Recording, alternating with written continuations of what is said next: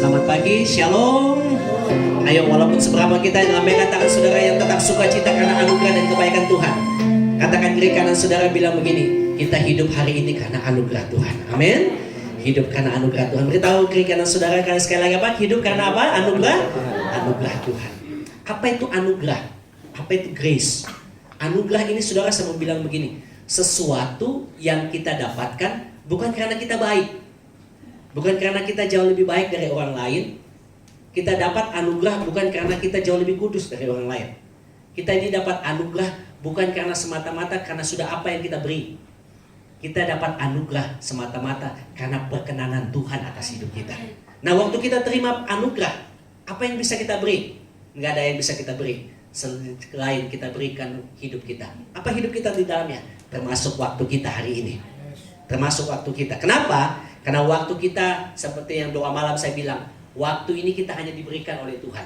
24 jam waktu kita sama. Waktu saya dengan Papi, dengan Oma, dengan Pak Dani, dengan istri saya, semua yang ada di tempat ini, waktu kita sama 24 jam, oke? Nggak ada yang kurang, nggak ada yang lebih. Sepakat? Katakan amin, amin.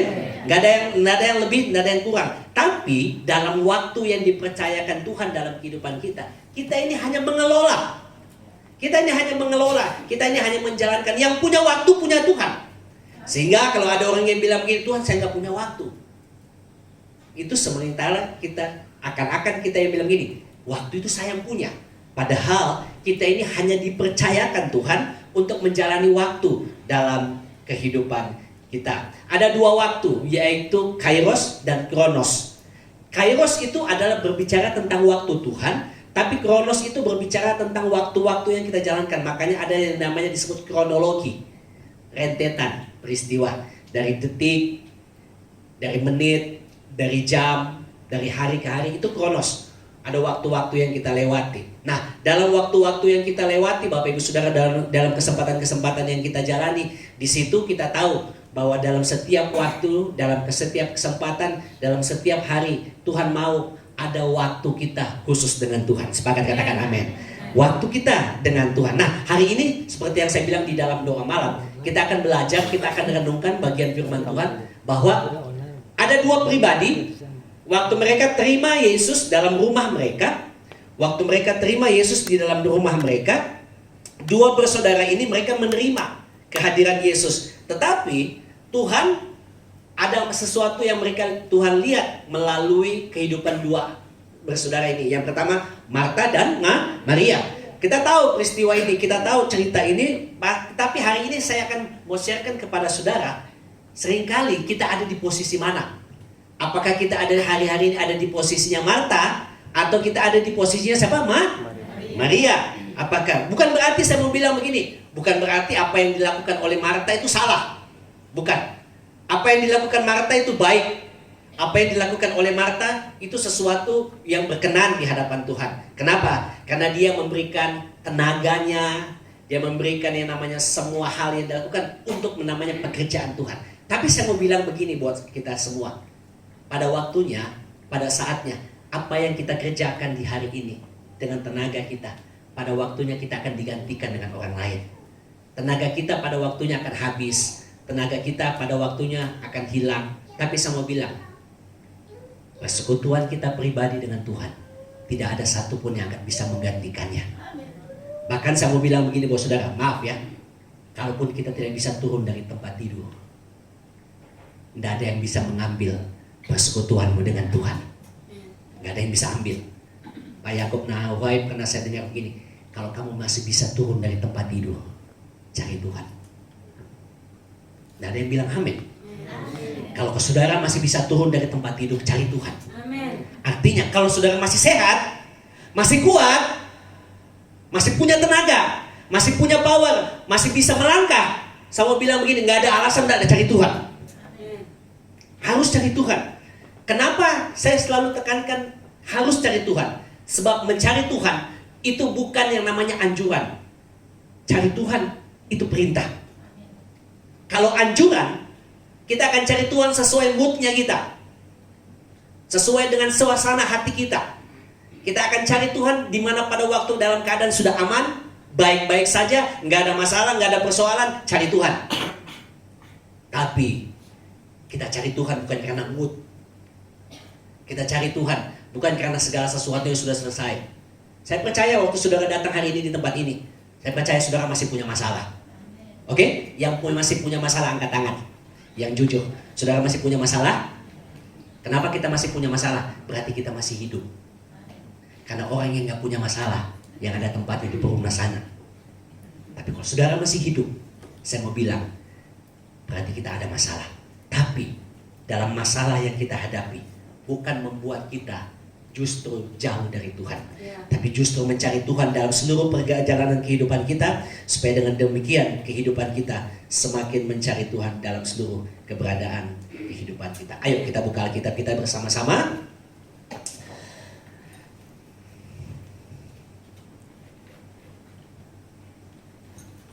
Oke.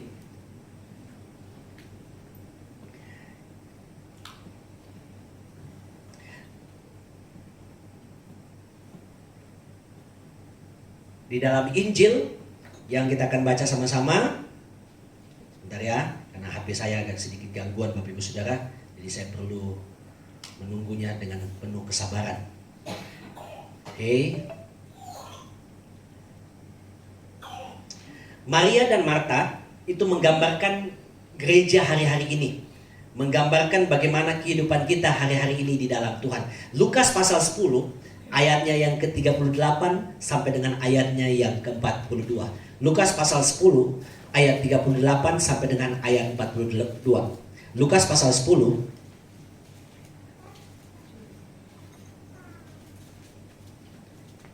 Lukas pasal 10 ayatnya yang ke-38 sampai dengan ayatnya yang ke-42. Mari kita bangkit berdiri bersama-sama seluruh jemaat Tuhan. Kita akan belajar firman Tuhan di pagi hari ini. Lukas pasal 10 ayatnya yang ke-38 sampai dengan ayat 42. Judulnya adalah apa? Maria dan Marta. Sama-sama seluruh jemaat Tuhan, saya baca ayat 38, kita ganti-gantian. Judulnya Maria dan Marta. Ketika Yesus dan murid-muridnya dalam perjalanan, tibalah ia di sebuah kampung. Seorang perempuan yang bernama Marta menerima dia di rumahnya. Ayat 39.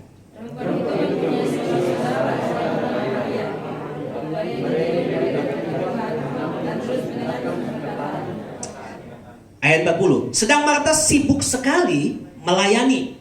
Yang mendekati Yesus dan berkata, Tuhan, tidakkah engkau peduli bahwa saudaraku membiarkan aku melayani seorang diri? Suruhlah dia membantu aku. Ayat 41.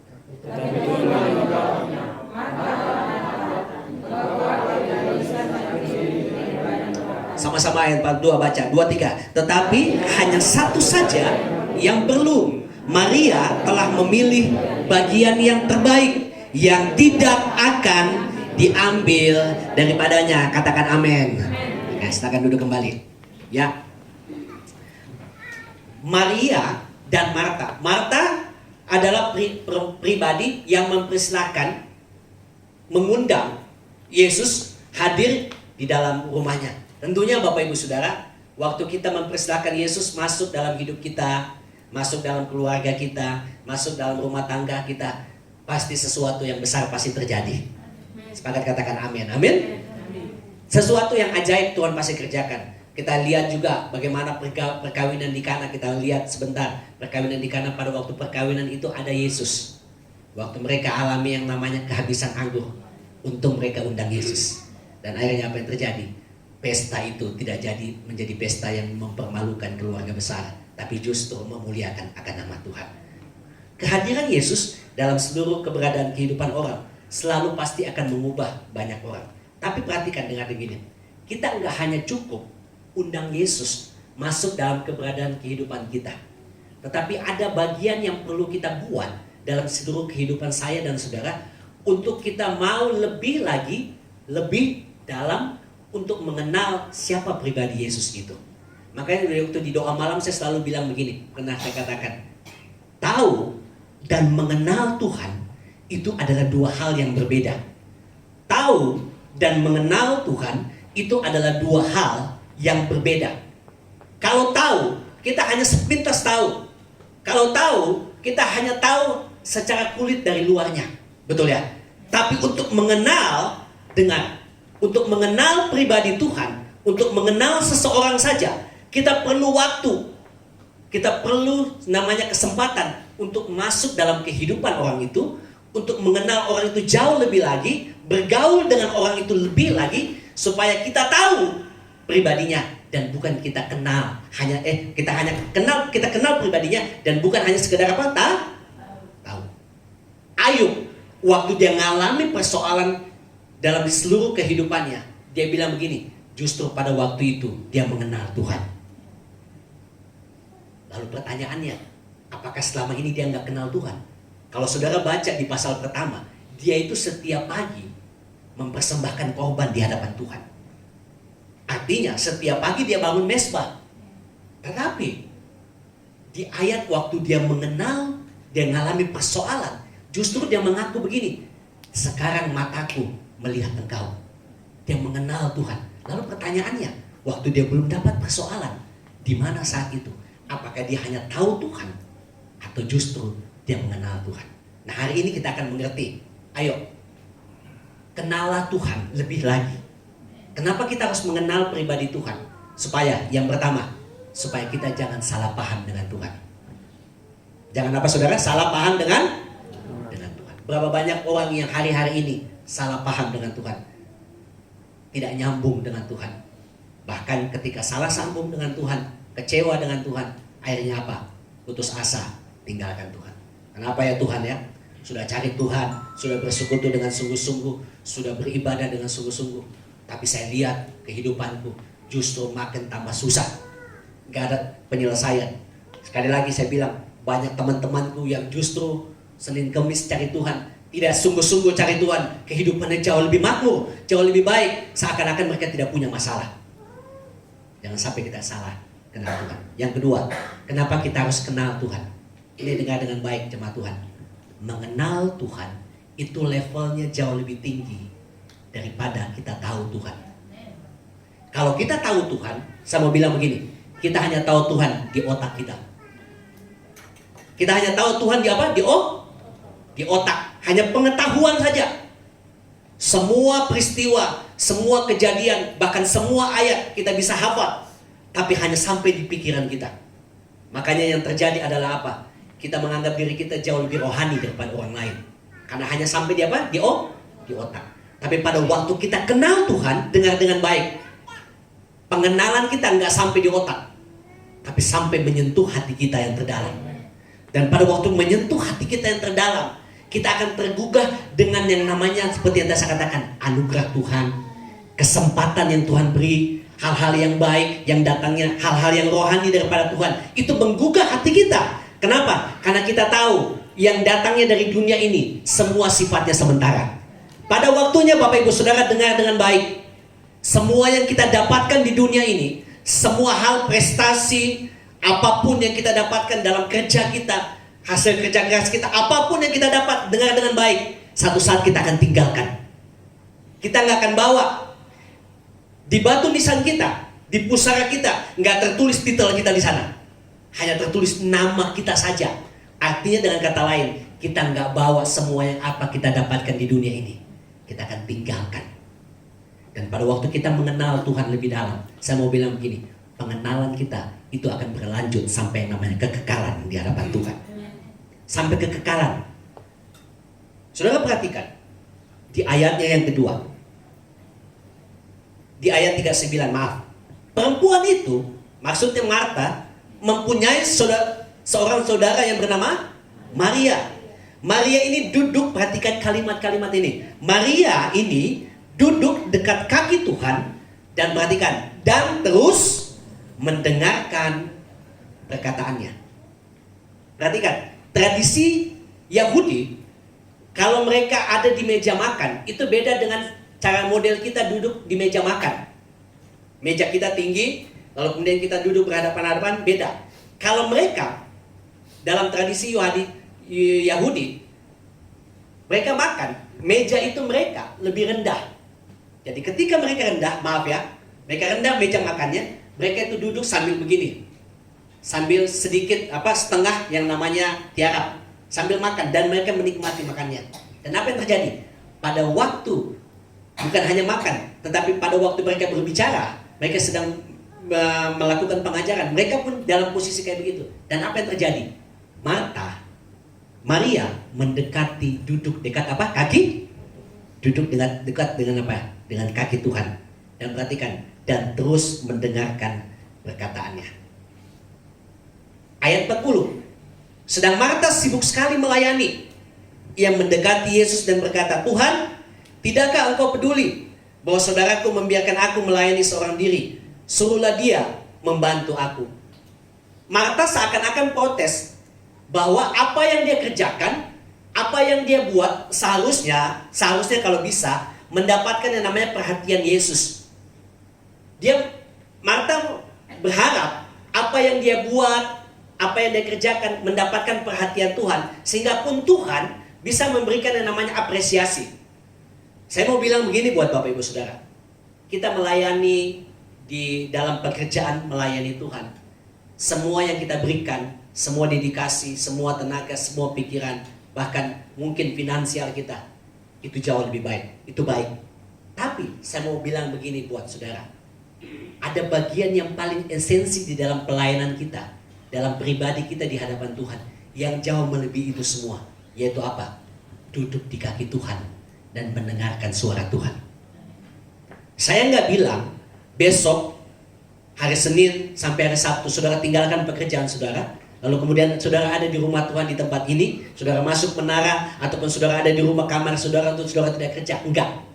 Tapi saya mau bilang begini, ada bagian prioritas kita yang memang pada waktu itu kita khususkan, khusus buat Tuhan. Bukan untuk siapa-siapa.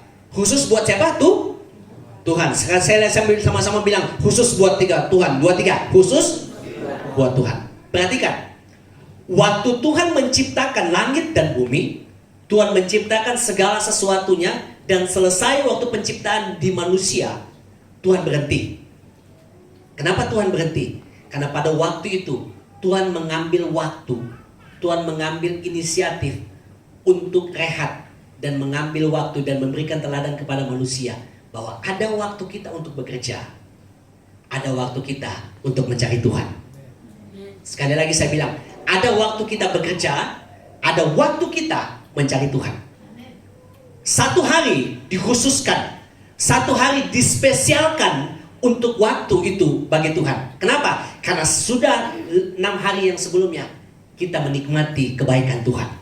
Dengan tenaga kita dapatkan berkat melalui pekerjaan kita, dengan usaha kita yang kita lakukan. Tuhan hanya minta apa? Satu hari. Sepakat bilang amin. Sepakat bilang amin. Satu hari. Perhatikan. Tetapi ayat 41. Tetapi Tuhan menjawabnya, Marta, Marta, engkau khawatir dan menyusahkan diri dengan apa? Banyak perkara. Tetapi hanya satu saja yang perlu. Maria telah memilih bagian yang terbaik, yang tidak akan diambil daripadanya. Hal yang pertama, kenapa seringkali kita nggak punya waktu khusus untuk di dalam Tuhan? Perhatikan, karena kita terlalu banyak sibuk dengan hal-hal yang apa? Tidak menyusahkan diri kita dengan banyak apa? Perkara. Pak, apakah bukan berarti kita tidak boleh kerja? Boleh. Sangat boleh. Karena Tuhan menuntut saudara juga untuk punya tanggung jawab. Saudara bekerja. Pak, apakah kita tidak boleh sekolah? Sangat boleh. Tapi dengar dengan baik. Perkara-perkara yang kita lakukan dalam seluruh keberadaan kita, dari Senin sampai Sabtu, itu bagian yang Tuhan beri untuk kita kerjakan. Tetapi bagian yang kita akan dapatkan di hari perhentian, di hari Sabat, di hari Minggu, yaitu apa? Adalah waktu untuk kita bawa syukur kita di hadapan Tuhan. Siapa yang bisa tambahkan kehidupannya dari Senin sampai Sabtu? Siapa yang bisa tahu kehidupannya dari Senin sampai Sabtu? Siapa yang bisa prediksi bahwa kehidupan saudara jauh lebih baik dari Senin sampai Sabtu? Gak ada. Tapi kalau hari itu dari Senin sampai Sabtu Tuhan pelihara, itu karena anugerah Tuhan. Perhatikan, karena anugerahnya, maka di hari Minggu Tuhan gak tuntut kita bawa lebih. Tuhan bilang apa? Bawa hidupmu di rumah Tuhan. Bawa hidup kita, bawa syukur kita, bawa pujian kita. Makanya Tuhan dia bilang begini, Marta, Marta, engkau khawatir dan menyusahkan dirimu dengan banyak perkara.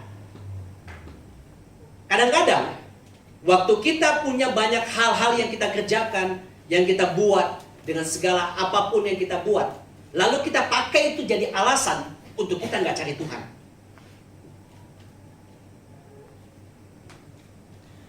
Siapa di sini yang nggak kerja nggak capek? Pasti capek, oke ya? Tapi saya mau bilang begini, capek, letih, itu bagian dari berkat Tuhan buat saudara. Sekali lagi saya bilang, bagian saudara letih dan capek karena saudara bekerja, itu bagian dari anugerah pekerjaan yang saudara dapat. Itu anugerah. Kenapa, saudara? Karena waktu saudara letih, capek, berkeringat, justru saudara semakin sehat secara jasmani. Tapi dengar, waktu di hari perkhususan ini kita cari Tuhan, kita nggak bawa tenaga kita. Tuhan dengan bilang, bawa tenaga, bawa hati kita syukur. Makanya kenapa kita worship, Bapak Ibu? Tahukah saudara apa arti worship? Worship itu apa? Mempersembahkan hidupmu lebih di atas mezbah Tuhan.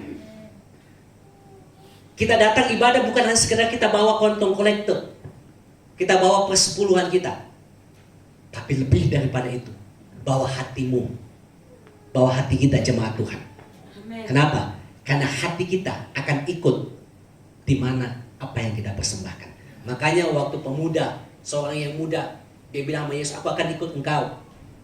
Lalu Yesus bilang begini, ikutlah, jualah hartamu dan ikut aku. Kita bilang begini, sedih hatinya. Karena apa? Banyak hartanya. Lalu Yesus dia bilang begini, di mana hartamu berada, di situ hatimu berada. Tuhan bilang begini, di mana apa yang pernah kau buat, segala sesuatu dalam apapun, jangan sampai hati kita ada di situ. Ayo, saya mau bilang begini buat saudara. Berkat, pekerjaan, kesehatan, anak-anak kita masih kuliah, segala sesuatunya, itu berkat daripada Tuhan. Katakan amin. Tapi saya mau bilang begini, jangan sampai hati kita melekat dengan berkat itu. Apa tantangan terbesar dalam kekristenan? Bukan pada waktu doa kita dijawab, bukan pada waktu doa kita nggak dijawab. Tapi dengar, tantangan terbesar dalam iman kita adalah apa? Pada waktu kita diberkati. Dengar dengan baik, jangan sampai pada waktu saudara diberkati, saudara mengalami hal yang baik, justru hati kita melekat kepada berkatnya, bukan kepada pemberi berkat itu. Seorang ibu, dia berdoa, Tuhan tolong saya, banyak persoalannya. Tapi dalam ujung doanya, anaknya protes bilang begini. Waktu istrinya bilang doa gini, mamanya berdoa, Tuhan, kalaupun hari ini Tuhan menjawab doaku, terpujilah namamu. Tapi pun kalau hari ini doaku belum dijawab, Engkau yang tahu hatiku. Sebab jangan sampai pada waktu hari ini Engkau jawab doaku, hatiku berubah kepada Engkau. Dengar dengan baik Bapak Ibu Saudara. Ayo, Tuhan bisa jawab doa kita, tapi jangan sampai hati kita berubah kepada Tuhan. Jangan berubah. Yang kita buat, yang kita kerjakan dalam pelayanan, dalam segala sesuatu, itu baik Bapak Ibu Saudara. Saudara sebagai aser, kolektan, pemimpin pujian, pelayan musik, sound system, semua bagian kita kerjakan dengan penuh kesungguhan. Tapi seperti yang tadi saya bilang begini buat saudara, saya nggak akan selamanya bawa firman di tempat ini.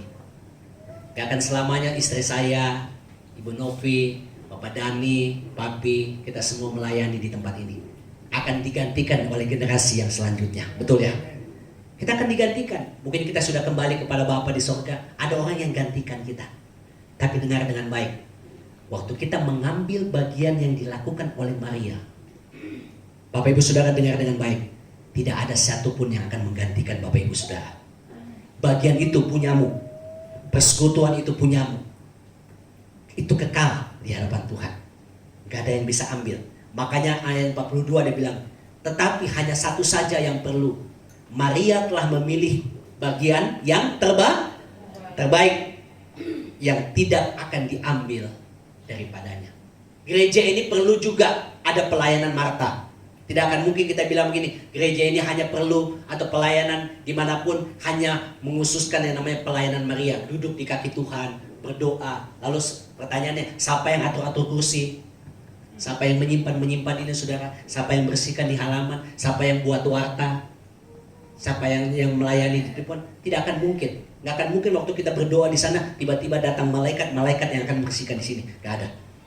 Ada pelayanan Marta yang kita kerjakan. Tapi bukan itu saja, kita nggak berhenti di pelayanan Marta. Ada bagian yang pernah Maria lakukan, itu kerjakan di dalam kehidupan kita. Apa bagian Marta itu? Apa bagian pelayanan Maria? Pertama, kembali di ayatnya yang ke-39. Apa pelayanan Maria itu? Duduk dekat kaki Tuhan. Sama-sama bilang apa? Duduk dekat kaki Tuhan. 2, 3, duduk. Apa pengertian dari duduk dekat kaki Tuhan? Yaitu kita belajar untuk punya waktu khusus, spesial dengan Tuhan. Cuma Oma yang bilang amin. Kurang. Punya waktu khusus spesial dengan Tuhan. 2, 3, katakan amin. Pelayanan ini, kalau kita nggak punya waktu seperti yang diberikan oleh Maria, maka saya mau bilang, dengar Bapak Ibu Saudara jemaat Tuhan, pelayanan kita hanya sekedar nanti batasan gini, capek, nggak dapat apa-apa. Tapi waktu kita sudah selesaikan pelayanan ini, di pelayanan apa yang dikerjakan oleh Marta, kita mengambil waktu khusus dekat dengan kaki Tuhan. Maka saya selalu mau bilang, selalu ada kekuatan Tuhan beri buat kita dalam pelayanan itu. Selalu ada kekuatan, selalu ada hal yang baru yang Tuhan pernah buat dalam kehidupan kita. Saya pernah baca artikel seorang pendeta yang ada di Maluku sana, di Ambon. Dia melayani anak-anak. Dia nggak menikah sampai dengan meninggalnya. Dia melayani.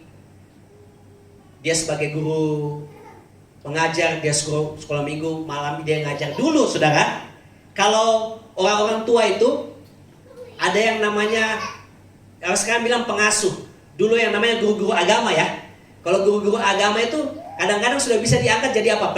Pendeta. Karena kalau di kampung itu tidak ada pendeta, jadi guru-guru agama itu diangkat untuk bisa melayani jemaat. Jadi dia melayani. Dia melayani, beri waktunya dengan segala sesuatunya. Dia terbentur dengan namanya tantangan. Satu ketika pecah kerusuhan Ambon. September tahun 99 pecah kerusuhan Ambon.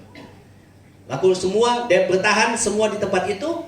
Lalu kemudian dia sempat menampung jemaat-jemaat Tuhan yang pada waktu itu dikejar-kejar karena kerusuhan Ambon. Bahkan dia bilang begini, dia pernah menguburkan sepasang suami istri yang badan mereka sudah dicabik-cabik, sudah hancur, tidak ada kain, tidak ada peti.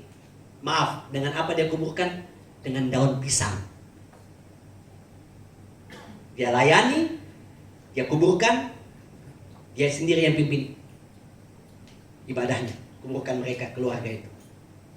Lalu kemudian satu ketika dalam pelayanan itu dia sampai di Jakarta, selesai semua, ada orang yang menggantikan, ditanya, kenapa Anda masih mau bertahan dalam pelayanan itu? Padahal kalau boleh dibilang Anda hanya melayani jemaat hanya berapa orang. Maaf ya, persembahan yang dia terima pun juga lebih daripada cukup. Maksud saya sangat kurang untuk kehidupannya, meskipun dia tidak menikah. Sangat-sangat kurang. Tetapi apa yang membuat dia bertahan? Dia bilang begini, waktu aku sudah selesai melayani, tidak ada tempat yang terbaik untuk aku datang selain aku ada datang dalam hadirat Tuhan. Hanya dalam hadirat Tuhan saja dia dikuatkan. Kadang-kadang dia berdoa, di sana dia menangis. Maaf ya, dia berdoa. Sebentar dia mau makan apa? Di belakang nggak ada apa-apa. Tapi dia mau tetap melayani. Sebentar dia akan pergi lagi ke kampung yang satu. Dia tahu lewati kampung itu. Sementara kerusuhan. Kemudian dia tahu, hanya dia bilang begini, aku hanya bisa bertahan hanya karena aku ada di dalam kaki Tuhan. Dekat kaki Tuhan saja dia dimampukan. Saudara, pelayanan kita, apa yang kita bisa berikan di hadapan Tuhan. Maria mengambil bagian yang terbaik, yaitu waktu dia duduk dekat dengan pribadi Tuhan. Saudara perhatikan dengan baik. Ada satu di dalam toko Alkitab yang dimana pada waktu itu tabut perjanjian dibawa di rumahnya. Nah, pada waktu tabut perjanjian itu dibawa ke rumahnya, pribadi itu yang bernama Obed-Edom, tabut itu dibawa ke rumahnya. Kita tahu tabut itu kenapa bisa bawa di rumahnya, karena pada waktu itu tabut itu akan dipindahkan. Orang yang akan memindahkannya bukannya ditandu, tapi mereka bawa dengan binatang pakai gerobak. Lalu kemudian ketika tabut itu mau akan jatuh, dipegang. Dan pada waktu dia pegang, kemudian Tuhan menyambar dia. Daud melihat hal itu. Kayak dia bilang begini, nggak akan mungkin bisa tiba di Yerusalem kalau caranya model kayak begini. Dititiplah di rumah yang nama Obed-Edom. Tahukah Bapak Ibu Saudara, apa arti nama Obed-Edom? Ini nggak enak. Keset. Sama-sama bilang keset, 2, 3. Keset. Keset, saudara. Keset. Artinya apa? Orang hamba. Tapi pengertian yang kedua dari nama Obed-Edom, artinya apa? Menyembah selalu. Apa saudara? Menyembah selalu. Perhatikan. Waktu selama 3 bulan, rumahnya diberkati.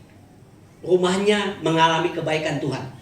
Tapi pada waktu Daud dengar rumah Obed-Edom diberkati karena ada tabut itu diambil kembali. Perhatikan, ini yang luar biasa dari nama Obed. Pada waktu tabut itu diambil, Obed-Edom nggak bilang begini, ambil sudah, rumahku sudah diberkati, rumahku sudah cukup diberkati karena kehadiran tabut itu. Tetapi apa yang terjadi? Pada waktu tabut itu diangkat dari rumahnya, Obed-Edom ikut di mana tabut itu berada. Dan akhirnya apa saudara lihat? Waktu tabut itu ditaruh di tempat yang semestinya, Obed-Edom melayani di rumah Tuhan untuk melayani tabut perjanjian itu. Artinya, hatinya nggak melekat karena berkat yang Tuhan berikan atas rumahnya. Tapi hatinya melekat karena sumbernya dia tahu. Sumbernya dia kejar jauh lebih baik daripada dia dapatkan berkatnya. Dengar Bapak Ibu Saudara jemaat Tuhan hari ini. Hari ini cari Tuhan, bukan karena cari tangan Tuhan. Kalau saudara cari tangan Tuhan, apa bedanya dengan orang yang pergi ke dukun? Gak ada beda. Tapi kalau hari ini saudara tarik Tuhan, bukan karena tangan Tuhan. Tuhan tolong pekerjaanku, tolong usahaku, tolong segala sesuatu. Kalau saudara cari Tuhan, model kayak gitu, kita akan bisa kecewa cari Tuhan. Tapi kalau kita cari Tuhan, seperti yang dilakukan oleh Maria dan Obed-Edom, aku mau cari pribadi Tuhan, aku mau cari sumbernya. Maka saya mau bilang begini buat saudara, meskipun mungkin hari ini persoalan belum selesai, tapi kita tahu persekutuanmu di dalam Tuhan tidak akan pernah sia-sia. Bukankah Alkitab selalu mengatakan carilah dahulu kerajaan Allah dan apa saudara? Kebenarannya, maka semuanya itu akan ditambahkan kepadamu. Bagianmu hari ini cari Tuhan. Bagian jemaat Betani Monlak hari ini, apapun keadaanmu, cari Tuhan, katakan amin. Bagian saudara diberkati, bagian saudara ditolong, bagian doamu dijawab, itu urusannya Tuhan. Bagianmu hari ini cari Tuhan, Bapak Ibu Saudara. Apapun, cari Tuhan. Kenapa saya bilang cari Tuhan? Saya nggak bisa jamin apa-apapun atas hidup saudara. Bagian saya sebagai hamba Tuhan hanya mengingatkan Bapak Ibu Saudara, cari Tuhan. Cari Tuhan, Bapak Ibu Saudara. Alkitab bilang begini, carilah Tuhan maka kamu akan hidup. Apa yang hidup dalam kehidupan kita? Seringkali waktu kita nggak cari Tuhan, kita mau usaha dengan kekuatan kita mau usaha dengan hikmat kita. Tapi saya mau bilang, pada akhirnya pemikiran kita, hikmat kita, pengalaman kita tidak akan bisa bantu hidup kita. Yang bisa bantu kita, yaitu pada waktu kita berseru dan cari Tuhan dalam hidup kita. Kenapa? Karena Tuhan itu sumber hikmat. Tuhan itu sumber hikmat, Bapak Ibu Saudara. Tuhan itu sumber hikmat dalam seluruh keberadaan kita. Cari Tuhan. Carilah Tuhan. Makanya Tuhan bilang kepada Marta, apa yang dikerjakan oleh Maria, itu bagian yang gak akan bisa diambil oleh siapapun. Makanya saya selalu bilang buat Bapak Ibu Saudara, kalau saudara cari Tuhan, beribadah menyembah Tuhan, beribadah bangun mesbah dengan hadapan Tuhan, tidak ada yang ambil itu dari hidupmu. Itu kekal saudara lakukan. Itu punya saudara. Itu punyamu. Meskipun nanti tubuh ini yang dulunya kuat, pada akhirnya akan lemah. Saya mau bilang, hati kita tidak akan bisa digantikan oleh karena apapun. Hati kita tetap pada Tuhan. Ada doa malam itu. Lagunya bagus. Lagunya dia bilang begini, ini pengakuannya Daud. Lagunya dia bilang begini, sekalipun hatiku dan dagingku dan hatiku habis lenyap, gunung batuku dan kekuatanku. Lalu dia bilang begini, tetaplah Allah selama-lamanya. Tenaga kita, fisik kita satu saat akan habis. Tapi dengar dengan baik, pengakuan kita dari hati kita tentang Tuhan itu gak akan habis untuk selama-lamanya. Amin saudara. Tidak akan habis, tidak akan hilang. Sukacitanya, pengharapannya, kebaikannya kepada Tuhan nggak tergantung dengan tanggal muda maupun tanggal tua. Kalau tanggal muda, lagunya sukacita, Tuhan Yesus baik, semuanya pakai jempol segala. Minggu kedua mulai berubah lagunya, minggu ketiga berubah lagunya, pas minggu keempat, apalagi kalau sudah ada minggu kelima, lagunya sudah mulai lagunya semua. Aku berserah. Iblis bilang begini, amin anakku, amin. Kita berserah. Padahal kita tahu pengharapan kita nggak tergantung dari tanggal tua atau tanggal muda itu. Kenapa? Karena kita tahu hidup kita melekat kepada sumber itu. Katakan amin Bapak Ibu Saudara.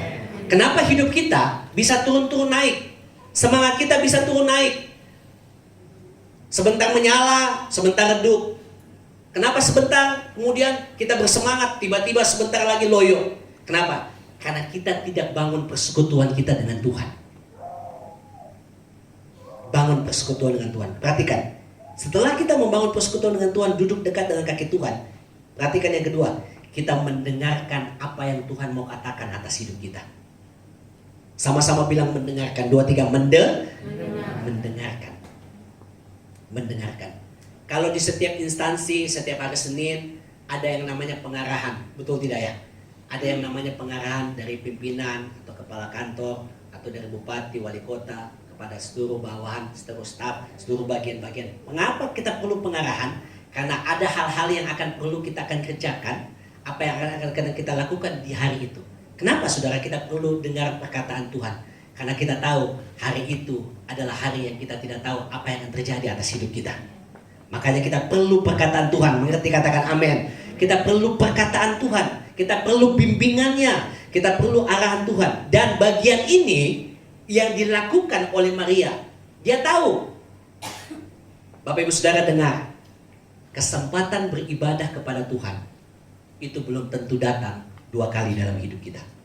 Meskipun kita bilang begini, kan masih ada minggu depan, kan masih ada persekutuan yang akan datang. Saya mau bilang buat saudara, siapa yang bisa jamin hidup kita akan bisa bertahan sampai minggu depan? Siapa yang bisa jamin hidup saudara ada sampai minggu depan? Gak ada saudara. Kalaupun kita ada sampai minggu depan nanti, karena anugerah Tuhan, gak lebih. Bukan karena kita rajin olahraga, bukan karena kita rajin minum vitamin, no. Kalaupun kita ada di minggu depan, di bulan depan, itu karena anugerah Tuhan. Kita bisa lewati hari-hari itu, sehingga kita tidak akan bisa bilang begini, minggu depan kan masih ada. Kita bilang begini dalam pengkhotbah, hidup kita itu seperti uap. Tahu uap? Kalau saudara masak air panas, buka penutupnya, uap naik. Lalu tiba-tiba dengan sekian cepat uap itu habis. Hidup kita kayak gitu Bapak Ibu Saudara.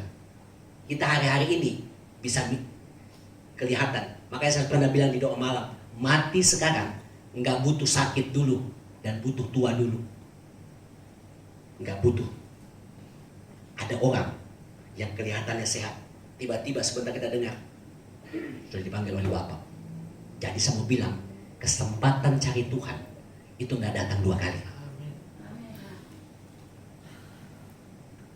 Nggak datang 2 kali. Kalaupun hari ini saudara meresponi panggilan Tuhan, hari ini datang di rumah Tuhan, doa saya hari ini buat kita semua, saudara tetap cari Tuhan sampai selama-lamanya. Katakan amin Bapak Ibu Saudara. Nggak 2 kali loh saudara. Nggak 2 kali. Nggak 2 kali. Nggak 2 kali dalam hidup kita. Ayat 41, tetapi Tuhan menjawabnya, Marta, engkau khawatir dan menyusahkan diri dengan banyak perkara. Tahukah Bapak Ibu Saudara, perkara-perkara yang datangnya dari dunia ini, yang kita kerjakan, yang kita lakukan, semuanya itu karena datangnya karena kesempatan yang Tuhan beri atas hidup kita. Sekali lagi, kita bisa dapat pekerjaan yang baik, itu anugerah Tuhan. Katakan amin. Saudara punya pekerjaan yang baik, posisi yang baik, semuanya itu datangnya daripada Tuhan. Sepakat katakan amin. Semua itu datangnya daripada Tuhan. Kita nggak bisa usahakan. Memang kita ada bagian kita yang kita kerjakan. Makanya saya selalu bilang begini, promosi dan peninggian itu datangnya daripada Tuhan. Kita hanya kerjakan pada bagian yang Tuhan tambahkan. Tapi semata-mata semuanya itu datangnya daripada Tuhan. Nah, Tuhan mau bilang begini dengan bahasa sederhananya. Ayo, jangan sampai hati kita melekat sama perkara-perkara yang semuanya itu pun pada akhirnya akan habis dari hidup. Tidak akan kita bawa mati. Tidak akan kita bawa dalam kehidupan kita. Ada pernah saudara lihat orang yang meninggal lalu kemudian di dalam peti jenazahnya ditaruh ijazahnya? Gak ada? Ada tidak? Gak ada saudara. Gak ada. Gak ada. Semuanya itu kita akan tinggalkan. Makanya ada lagu yang dibilang gini, ku tinggal semua pada akhirnya saat ku kembali ke surga. Apa yang kita bawa dalam kekekalan? Hati yang tetap melekat kepada Tuhan. Hati yang persekutuan di hadapan Tuhan. Makanya Tuhan sekali lagi bilang begini, satu saja yang perlu.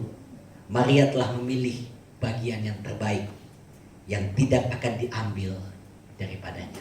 Bapak Ibu Saudara, cari Tuhan, persekutuan dengan Tuhan, itu gak akan berhenti di dunia ini. Tapi sampai pada kekekalan, kita mengalami perjumpaan dengan Tuhan. Makanya Tuhan pernah bilang, ketika ada sampai di rumah Bapa, semua yang bau duniawi itu gak ada. Di sana kita gak kawin-mengawinkan. Di sana gak ada makan dan minum. Tetapi di sana kehidupan kita seperti apa? Malaikat. Apa yang kita perlu buat? Kita hanya menyanyikan pujian penyembahan di hadapan Tuhan, pengagungan di hadapan Tuhan, non-stop 24 jam. Apakah kita bosan? Enggak, karena kita sudah bertemu dengan sumber segala sesuatunya. Di dunia ini saudara, limited, terbatas. Tapi pada waktu kita sampai kekekalan, unlimited, enggak terbatas Bapak Ibu Saudara. Kita ngalami semua anugerah Tuhan, kita ngalami semua kebaikan Tuhan, semuanya. Dan kita bertemu langsung dengan sumbernya, dengan pribadi itu. Itulah Bapak Ibu Saudara, dengar dengan baik. Kalau hari ini kehidupan kita mungkin kita cek, kenapa kita bisa turun naik dalam perjalanan iman kita. Ada hal yang kita perlu kerjakan. Bukan karena kita tidak rajin pelayanan, bukan. Tapi karena ada bagian yang kita nggak kerjakan, yaitu apa? Kita nggak bangun hubungan pribadi kita dengan Tuhan. Tahun 2000, 99 ke 2000, suami istri pencipta lagu, mereka evaluasi pelayanan mereka. Mereka sambil cerita, kebetulan pernikahan mereka juga memasuki usia yang sekian tahun. Lalu dia cerita-cerita, pelayanan kita sudah sekian tahun. Bahkan mereka pun juga bercerita tentang apa yang mereka sudah capai dalam pelayanan mereka. Tetapi istrinya bilang begini, kita sudah capai semua banyak hal. Kita sudah capek dengan segala sesuatu dalam pelayanan kita. Bahkan maaf ya, mereka pernah bangun gereja, mereka pernah pelayanan, mereka sewa sebuah gedung. Gedung itu hanya mereka bisa dapatkan dengan kekuatan mereka, uang yang terbatas. Mereka dapatkan gedung, mereka ibadah di sini. Itu pintu kamar mandi di belakangnya. Itu hall tempat pertandingan bulu tangkis. Mereka ibadah di sana, pintu kamar mandinya itu rusak. Dan WC-nya, toiletnya itu udah rusak. Jadi ketika mereka ibadah, saudara, mereka memuji menyembah Tuhan. Satu sisi mereka menikmati hadirat Tuhan, tapi satu sisi mereka terganggu dengan bau kloset yang udah rusak itu. Dan itu mereka bertahan berapa lama? 3 tahun. Mereka ibadah di situ, nggak terganti. Kenapa? Karena uang mereka hanya tercukup hanya untuk menyewa gedung itu. Mereka ingat peristiwa itu. Lalu istrinya bilang begini, tahukah Pak, kenapa kita masih bisa kuat dalam pelayanan itu? Ternyata bukan karena orang dukung kita dalam finansial, bukan karena kita punya tim kerja yang solid, bukan. Tapi semata-mata karena kita cari Tuhan dalam apapun yang terjadi. Lalu kemudian mereka rancang lagu. Pak Oni minta tolong lagunya Pak, minta tolong main keyboard. Mereka tulis lagu itu jadi berkat. Bahkan Kalau saudara searching di Google, lagu itu diterjemahkan dalam bahasa Inggris, dalam terjemahan bahasa yang lain, lagunya sederhana. Dan mereka tulis lagu itu, lagu yang tadi kita nyanyikan. Dan lagu itu saudara memberkati banyak orang dan menyadarkan kita satu hal. Begini, duduk di kaki Tuhan itu jauh lebih indah daripada apapun. Jauh lebih indah daripada apapun. Kita bisa melayani dengan sederet prestasi pelayanan, tapi kalau tanpa membangun hubungan dengan Tuhan, maka semuanya seperti yang tadi saya bilang, hanya sampai dibilang capek. Capek aja.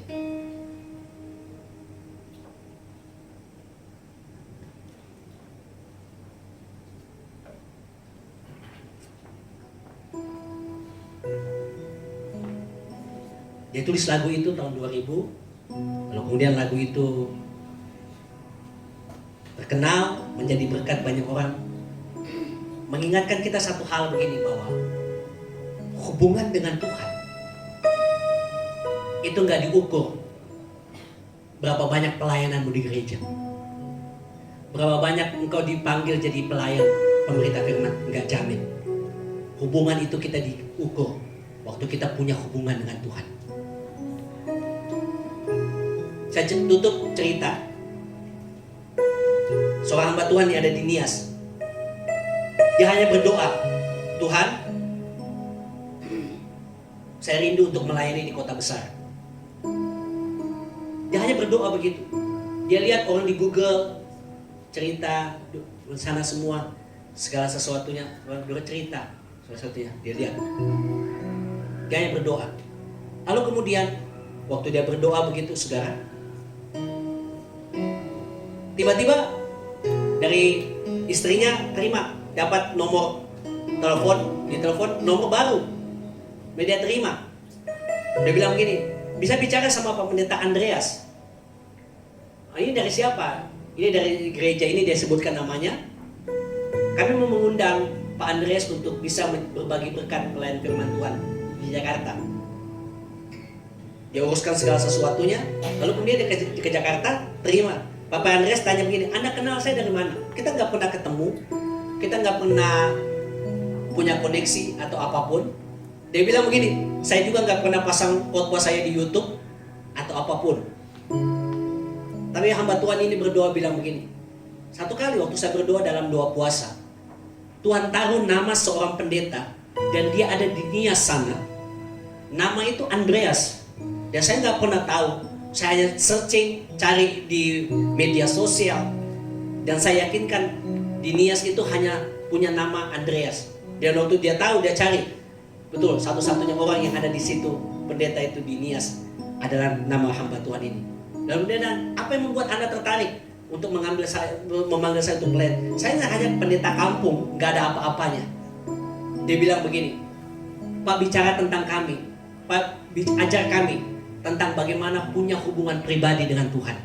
Karena pelayanan mereka di sana, ada pelayanan hanya dibangun, hanya sekedar pelayanan yang tanpa dibangun hubungan dengan Tuhan.